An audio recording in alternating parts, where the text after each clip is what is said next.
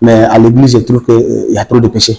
Il y a trop de péchés parce que vous-même, là, vous ne vous entendez pas. Étant donné que nous sommes ici, chez nous, c'est en face de l'église. Des églises. Je ne sais pas quelle est ta place dans l'église. Parce que quand tu parles de la spiritualité de la prière, en ce que nous voyons, la prière, c'est à l'église. À première vue, c'est ce que la société dans laquelle nous sommes connaît. Donc, quelle est ta place dans l'église? De deux, tu as parlé de la prière toujours. Maintenant, je sais que tu vends de la boisson et autres. Ce que la société chrétienne que nous connaissons pense que c'est aller à contre-courant. Je ne sais pas comment est-ce que tu arrives à faire l'alliage entre les deux. Okay. Ça, c'est ma première question. Bon, je peux? Vas-y. Bon, malheureusement, j'ai décidé ou j'ai arrêté de fréquenter l'église il y a déjà longtemps.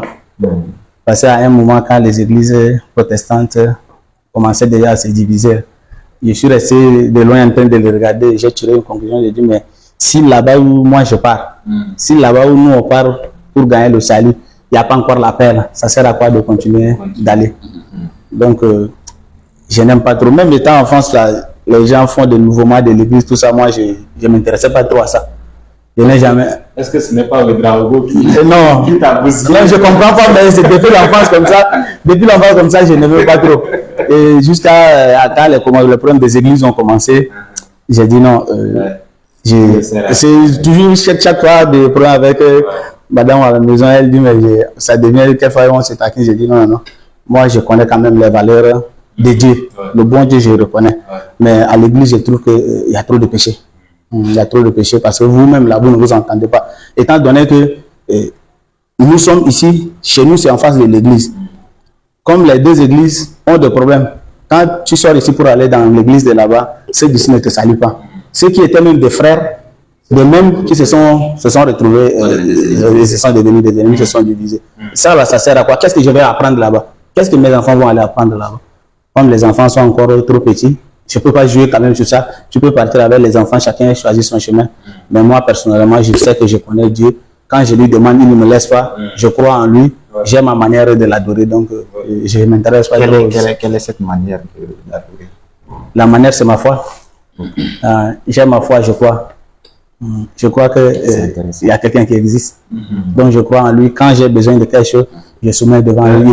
Dieu ne se trouve pas à l'église. Il y a un passage de la Bible même que c'est écrit, Dieu n'habite pas dans les maisons conçues par les mains des hommes.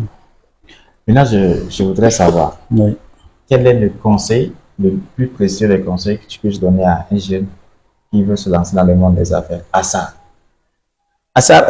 comme j'ai toujours l'habitude de dire, et j'ai dit dans la précédente vidéo, quand un joueur veut aller en compétition de football, la première des choses qu'il fait, c'est de s'entraîner, d'avoir un coach pour s'entraîner avant d'aller jouer. Et il sait qu'il va réussir. Quand un étudiant sait qu'il a un examen ou un contrôle, dans 2-3 jours, il commence déjà à lire, à s'entraîner pour aller affronter. Mais en entrepreneuriat, quand quelqu'un veut entreprendre, il suffit qu'il a de l'argent seulement, c'est l'échec qu'il apprend. Donc c'est ça le grand défaut qui fait que beaucoup se découragent. Après il dit, moi je suis tombé, bon, permettez-moi le timbre, j'ai échoué donc je ne peux pas continuer et ça décourage beaucoup de gens. Donc la première des choses que moi je peux dire à celui qui veut entreprendre, c'est de chercher à avoir de la formation. Dans la formation, on dit, il y a Karamo Sangaré qui a dit, quand tu remplis ta tête peut remplir déjà ta poche. Donc si tu as le peu, cherche d'abord une formation. La formation ici à SAR, aujourd'hui nous sommes nombreux. Il y a beaucoup qui peuvent partager leurs expériences, qui sont prêts à partager leurs expériences. On peut aller au TIC Service de M. Désiré pour avoir de la formation en entrepreneuriat. Tout comme on peut venir au Centre Univers Business Général pour avoir de la formation. Ou on peut aussi approcher les entrepreneurs, nos frères musulmans, nos frères soudistes qui entreprennent comme M. Asra, du Cyber, qui est un jeune vraiment motivé, prêt à donner aussi des conseils. Ils sont nombreux dans la vie. Donc la première des choses qu'il faut faire, c'est d'aller chercher de la formation. Et dans la formation, on va t'orienter qu'est-ce que tu vas mieux faire pour t'en sortir. Je pense que la formation permet même d'abord de se découvrir, oui. de se connaître, de connaître ses talents, ses forces, ses faiblesses. Et c'est ça qui permet d'aller loin dans Ouais. le monde de l'entrepreneuriat. Ouais. Moi, je pense que la première ressource n'est pas l'argent, je te rejoins. Ce n'est pas ça ce qu'il faut avant d'entreprendre, mais c'est la formation. C'est la C'est formation. la formation. C'est la base, c'est la fondation.